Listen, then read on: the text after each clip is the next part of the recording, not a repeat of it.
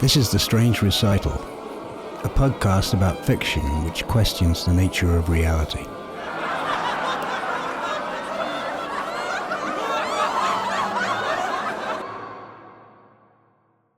I saw that Constance had emailed me suggesting we meet.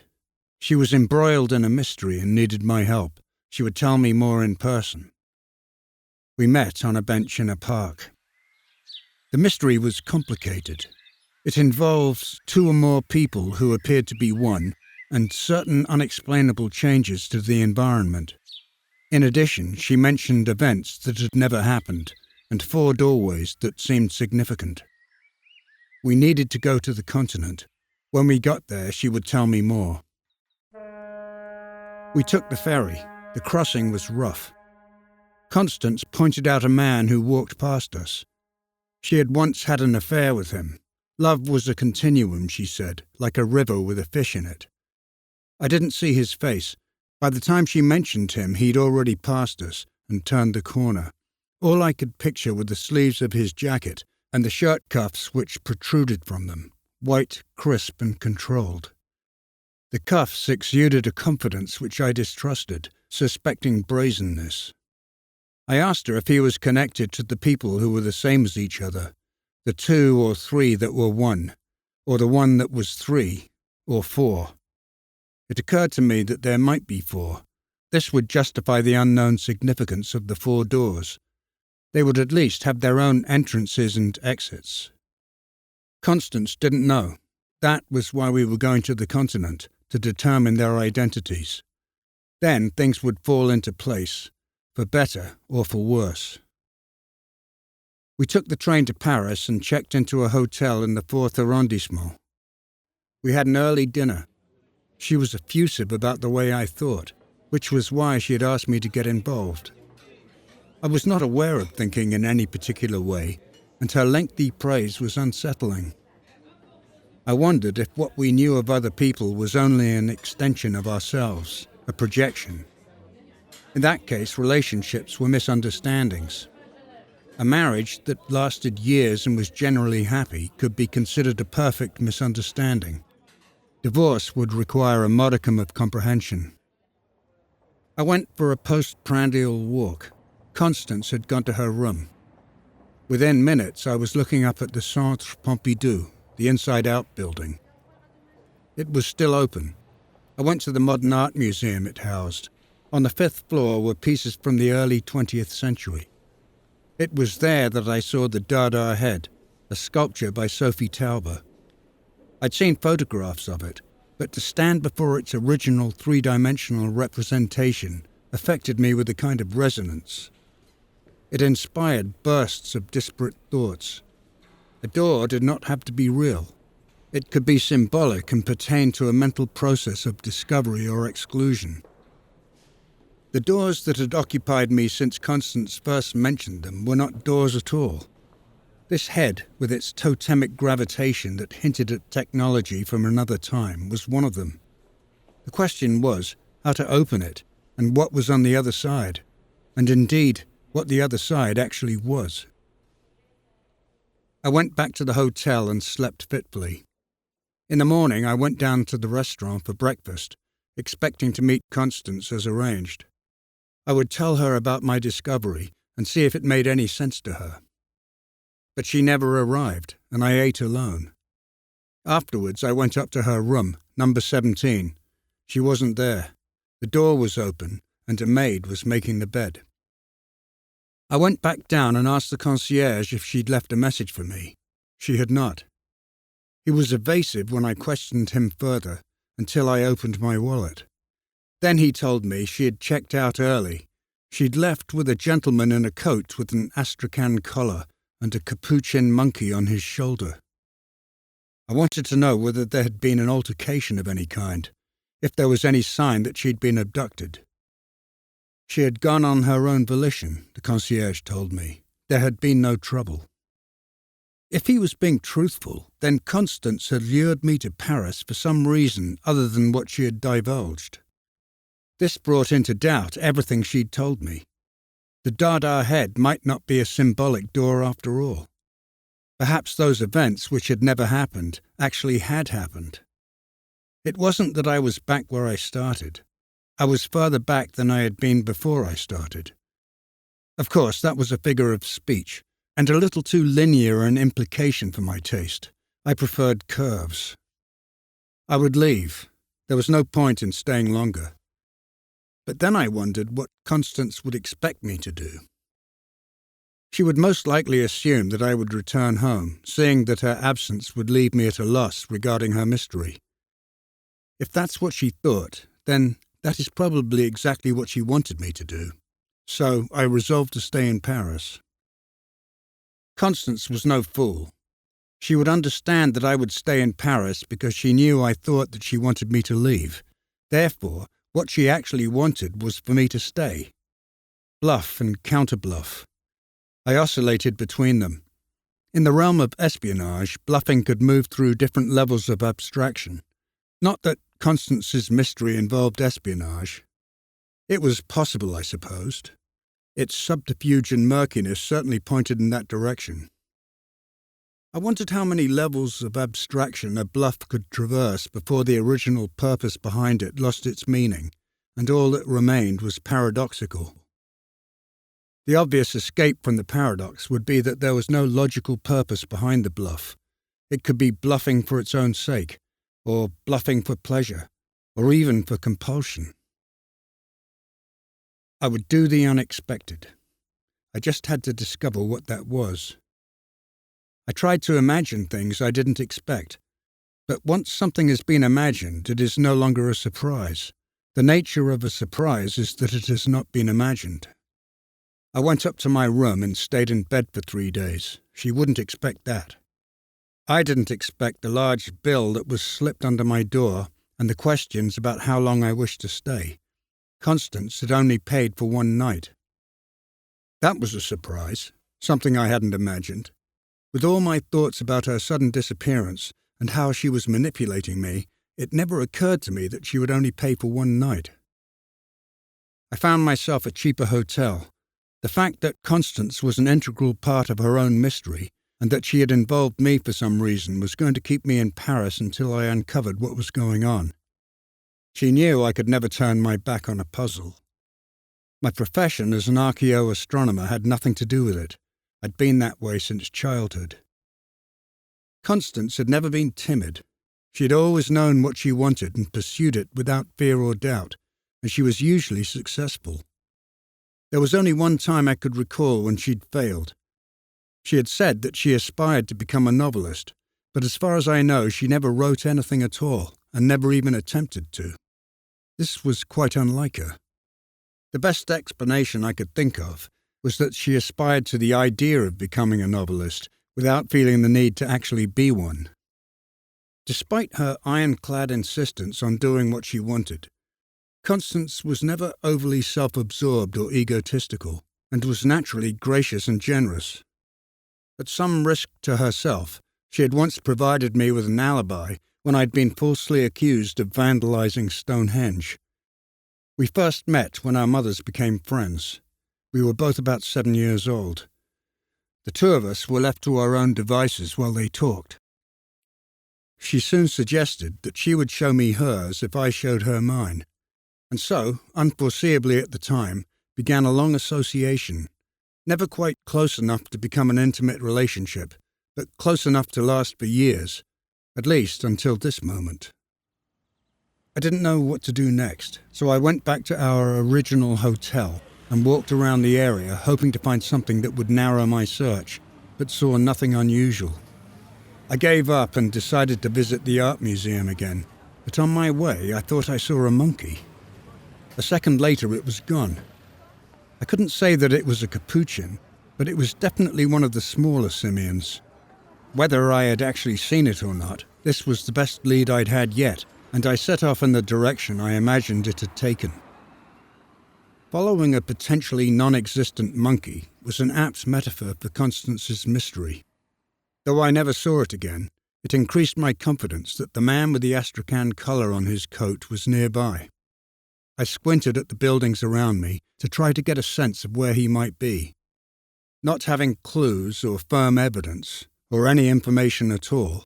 I had nothing to go on except my intuition. Then a man across the street caught my eye. He was carrying a baguette. He could be the man I was looking for.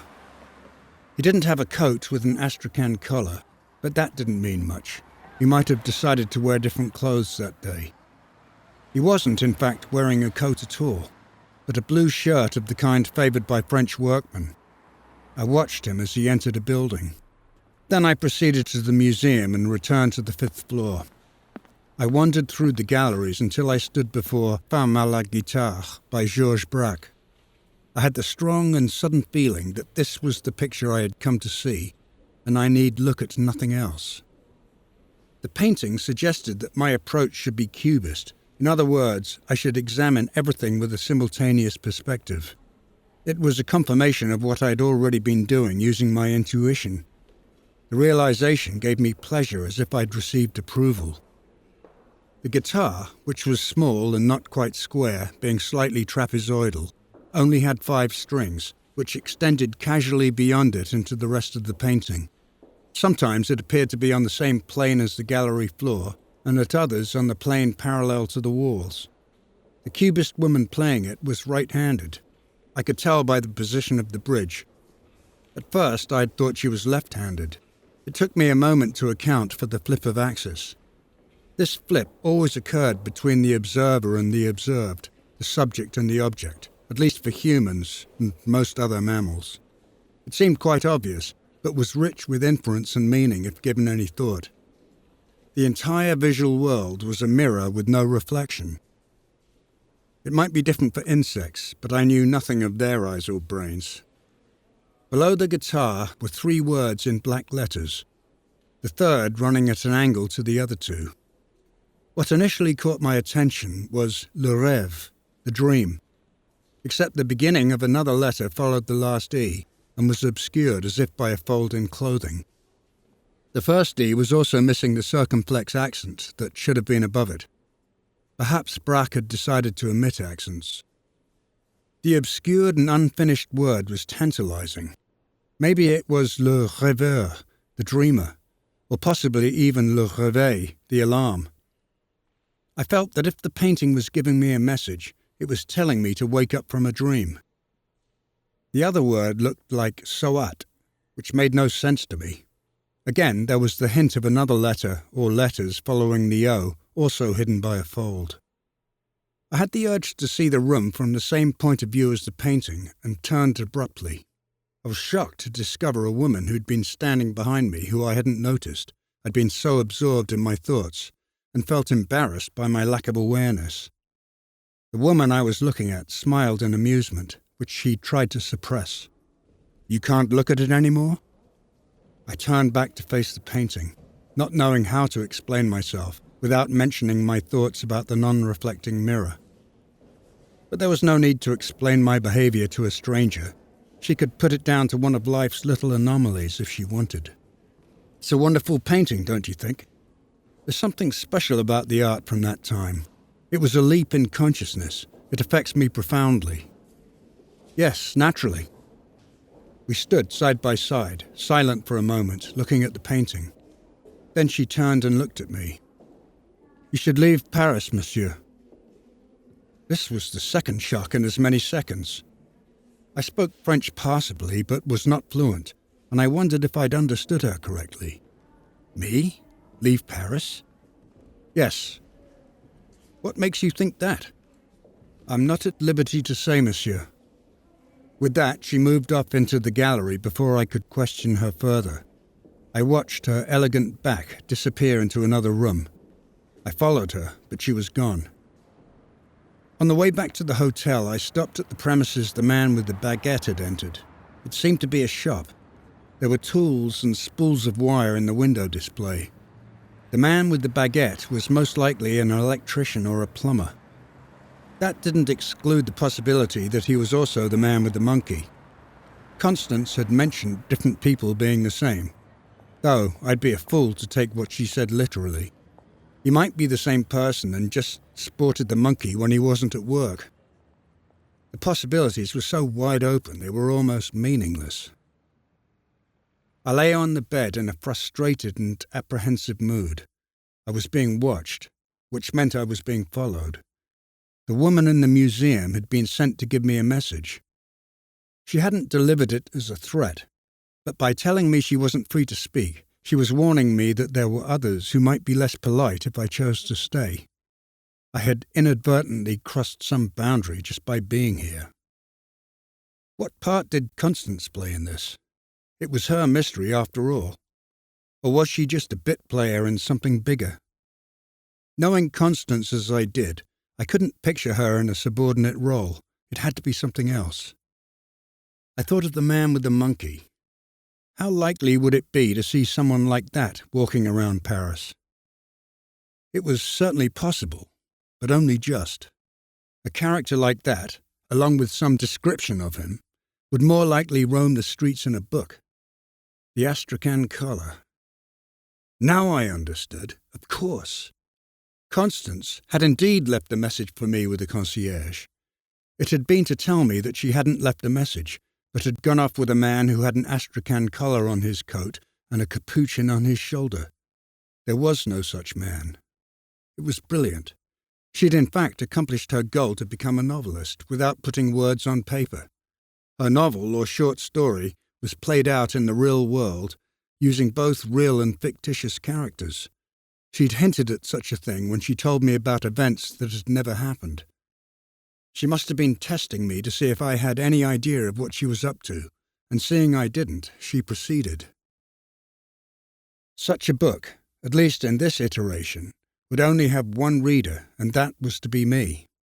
I was also a character in her story, the detective who tries to solve the mystery. On the surface, it was masquerading as a mystery that was not a mystery.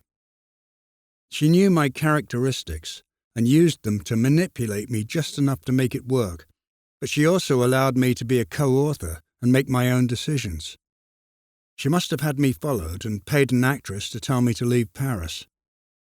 It was a wondrous feat of imagination and logistics. I think it was always her intention for me to ultimately find that there was nothing to solve. Realizing that I was a co-author of this work as well as its only reader, I decided to rethink what had just happened to me in the museum. Constance had adroitly caused me to spend hours wondering about the identity of the man with the monkey and his significance, only to discover he was an invention. I felt justified in altering the narrative. "You should leave Paris, monsieur." This was the second shock in as many seconds. I spoke French passably, but was not fluent, and I wondered if I'd understood her correctly. Me? Leave Paris? Yes. Why? I'm not at liberty to say, monsieur. With that, she moved off into the gallery. I chased after her. Can I ask you a question? She stopped. I could tell she was annoyed. She revealed her emotions by covering them. Have you seen a man in the Marais with a monkey on his shoulder? He has an Astrakhan collar on his jacket. No, but I've heard of him. Who is he? How do I know? What have you heard about him? He's a metallurgist from Eastern Europe. He defected. He lives in London now, but he often comes to Paris on business. Now, if you'll excuse me. Who told you this? She hitched up her bag impatiently. There's an old accordionist who's a fixture around here. Tourists enjoy that Parisian trope of an accordion player, and he ekes out a living from them. He sees everything that goes on in these streets, he told me. But why does the metallurgist have a monkey? She didn't answer but strode off. I watched her elegant back as she blended into the crowd until I could no longer differentiate her from the other people. I didn't believe what she had told me. I'd scoured the streets in this area and never seen an accordion player. This alternate scene in Constance's story was not completely satisfactory, though it wasn't bad for a first attempt. The next morning I left Paris, but I didn't return home to Rutland. I went to Karnak to look at the stones.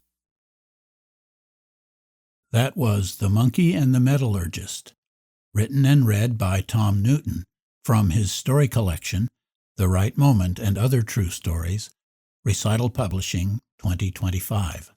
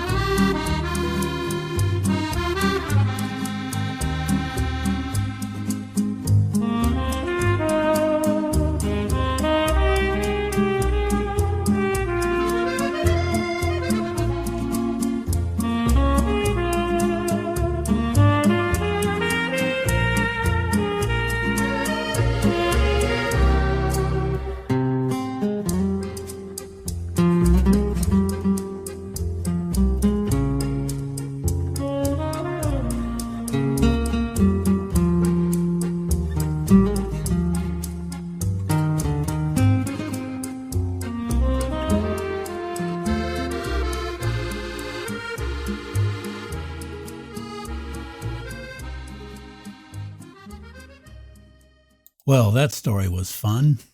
I think of it as fun because, well, it provides many small pleasures, but first I want to focus on the fact that it introduces itself as a mystery.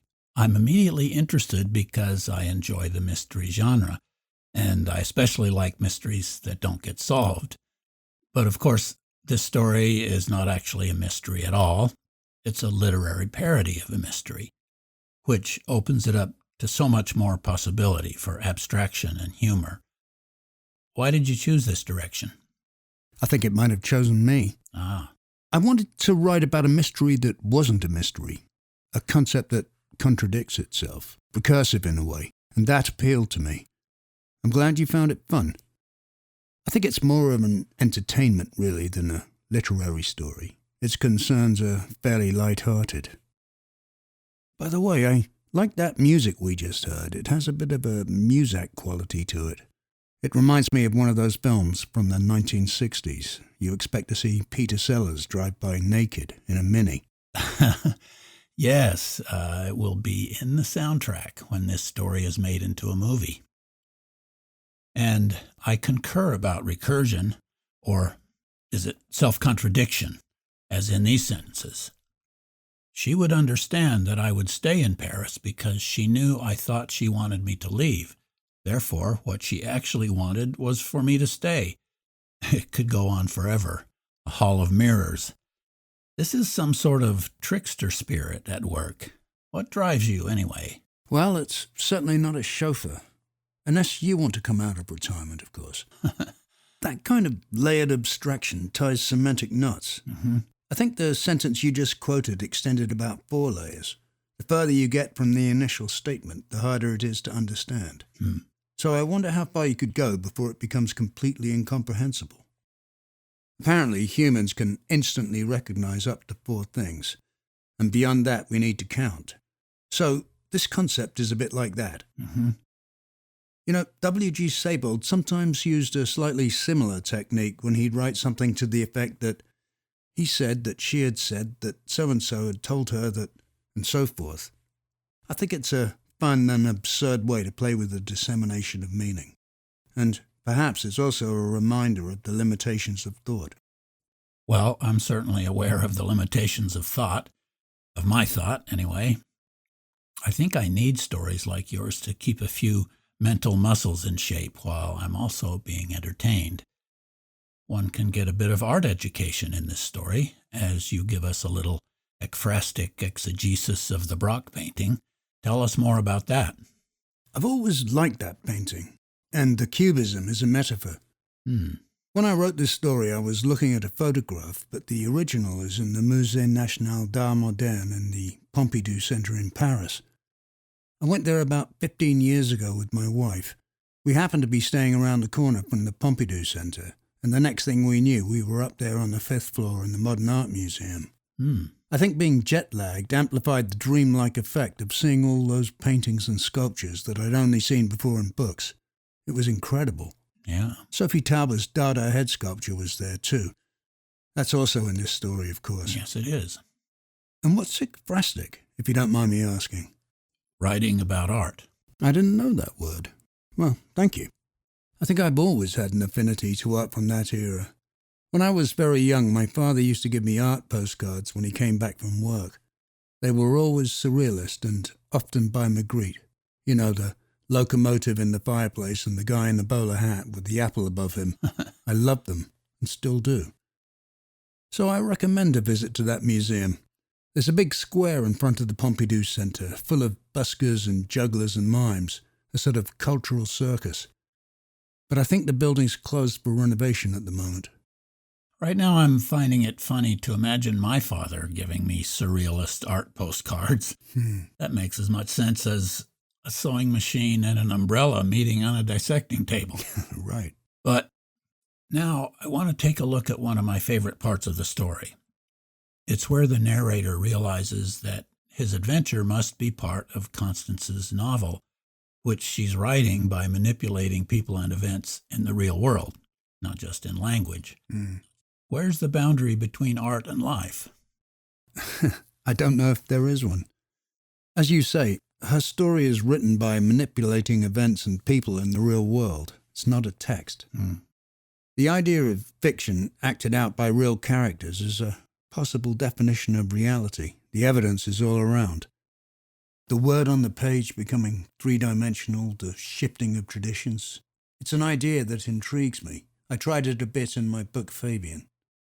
You might call it the transcendence of media. Maybe another kind of transcendence is this thing you do at the end of the story where it becomes metafictional. That is, the narrator now knows he's in a story, so he rewrites it, or rather, relives it. Instead of losing the woman in the museum, he catches up to her and asks her questions, looking for clues, but to no avail, all of which tells us as readers that it's all a game within a game, not exactly the stuff of a normal mystery. A game within a game, yes. I think you may have been partially responsible for that. If I remember correctly, we had a discussion about improving the ending, or maybe we didn't. I forgot. Either way, characters that become aware of themselves provide all kinds of opportunities. It's not a recent technique. Flann O'Brien was doing it in the late 1930s. In his novel, At Swim Two Birds, the characters drug the author to keep him asleep. When he's sleeping, they can do what they want, but when he's awake, he's a tyrant. Of course, all of that is a novel written by the protagonist of the book. I love that kind of stuff, where meaning is recursive, like Russian dolls. By the way, according to an antiquarian book dealer, the value of a first edition of At Swim Two Birds is lower than it could be, because people who like the book tend not to have much money. There you go, the free market economy. The way the story gets retold with a different outcome is a bit similar to what Raymond Queneau, the founder of Oulipo, was doing when he wrote his famous book Exercises in Style. In it, he told the same story in multiple different ways, and, as you say, it's not the normal stuff of mysteries.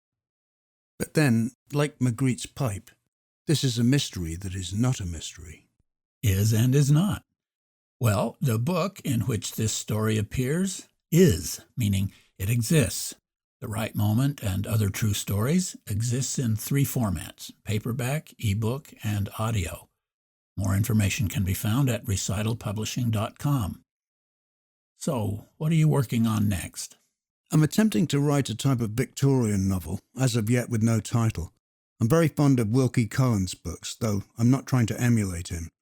For some arbitrary reason, it'll take the form of 3 parts with 12 chapters apiece. The first part is finished, so I'm 2/3 of the way through, I think. I alternate from working on that to something else which I call the Book of Paintings, in which a number of short eclectic pieces are presented as paintings, curated from galleries and private collections throughout the world. It's predicated on that transcendence of media we talked about earlier.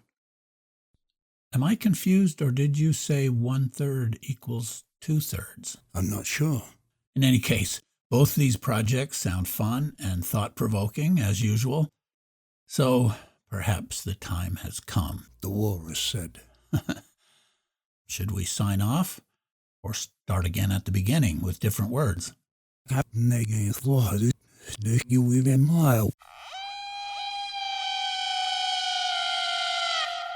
You've been listening to The Strange Recital on the web at thestrangerecital.com. Music on this episode is from French Folk and Accordion by Musical Discoveries. This is episode 26021.